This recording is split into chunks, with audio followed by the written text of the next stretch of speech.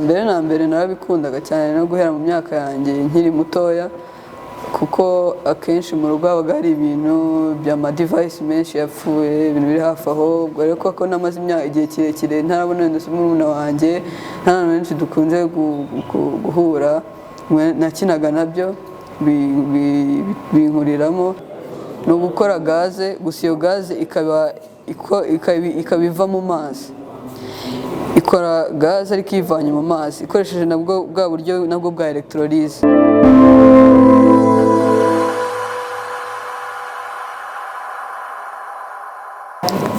Banyita Asingizwe Nathan, nkaba niga kuri groupe scolaire de Parent, nkaba niga muri level 4 software development.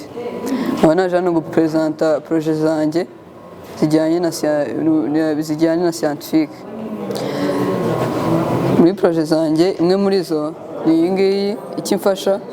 Icyo ifasha abantu ni ugukora ama produit chimique gusa mu buryo buhendutse. Ushobora kwibaza uti gute? Akenshi kugura ama produit chimique birahenda.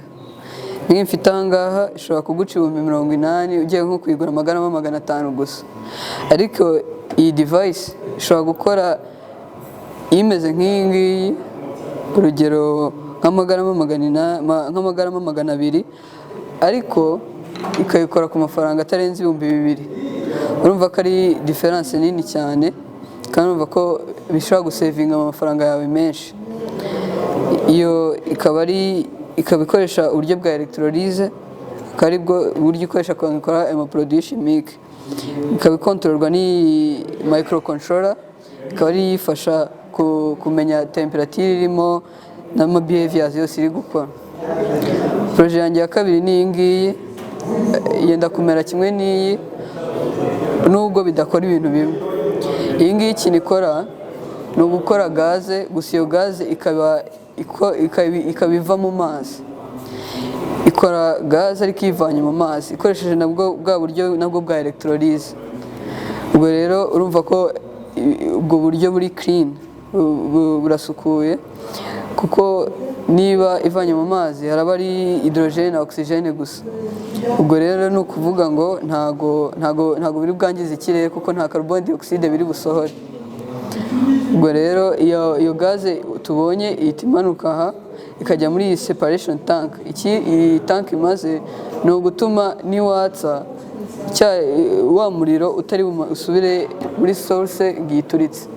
Icyo nicyo iyi tank imaze. Ubwo rero urumva ko mu gihe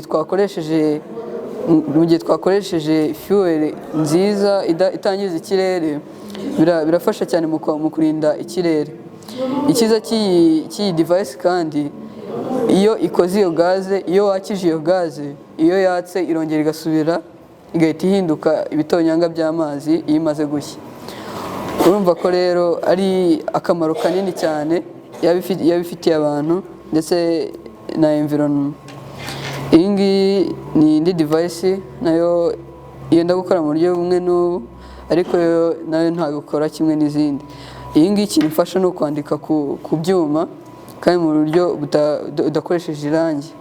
Ubwo rero urumva ko ubwo buryo ni uburyo bwiza cyane, kuko bugufasha kuba washyira sinye yawe ku cyuma cyangwa se logo cyangwa ikindi kintu, ariko mu buryo butazasibamo. Byari ibyo.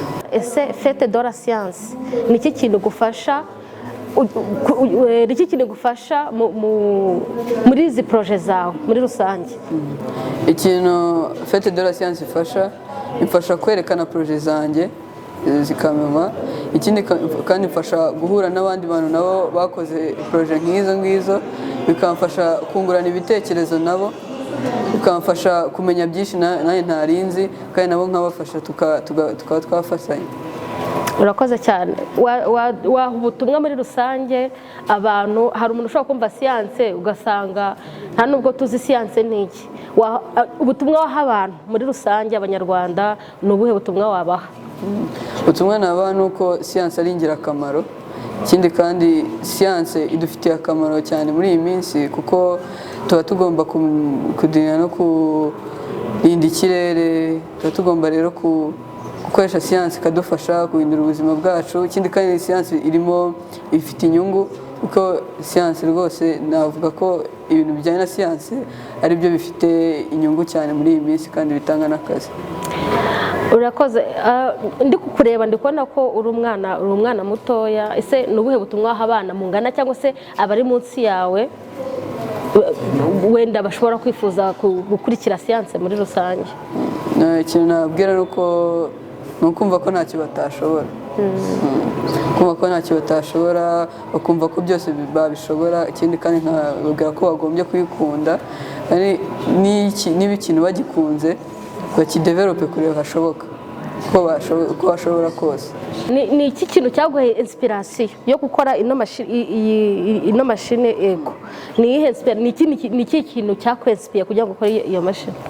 Ikintu cyanyensipiye cya mbere kugira ngo nkore iyi mashini ni uko nashakaga gukora ama experiment, gusa nkasanga biri kumpenda cyane kugura ama chemical products.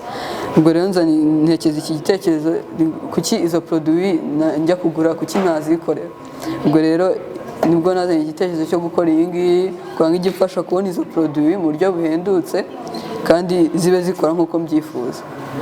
Watubwiye ko uri muri level 4. Ese ni ryari watangiye kwiyumvamo ikintu cyo gukora experiments? Byaturutse kuki? Wabigenje ute kugira ngo uyumvemo icyo kintu? Byaturutse kuki? Mbere na mbere narabikundaga cyane no guhera mu myaka yanjye nkiri mutoya, kuko akenshi mu rugo habaga hari ibintu by'ama device menshi yapfuye, ibintu biri hafi aho. Ubwo rero ko namaze igihe kirekire ntarabona wenda n'umwana wanjye, nta bantu benshi dukunze guhura, nakinaga nabyo binkuriramo. Nyuma rero ngeze mu wa mbere segonderi nibwo natangiye kumva nakora ama experiment menshi kandi nakora n'andi ma projet menshi, bituma rero ntangira guhita mbikora. Iyi niyo projet yawe ya mbere? Hari izindi projet nyinshi cyane, kuko izi ngizi nizo nahisemo kuzana. Nizo wahisemo. Turagushimiye. Murakoze.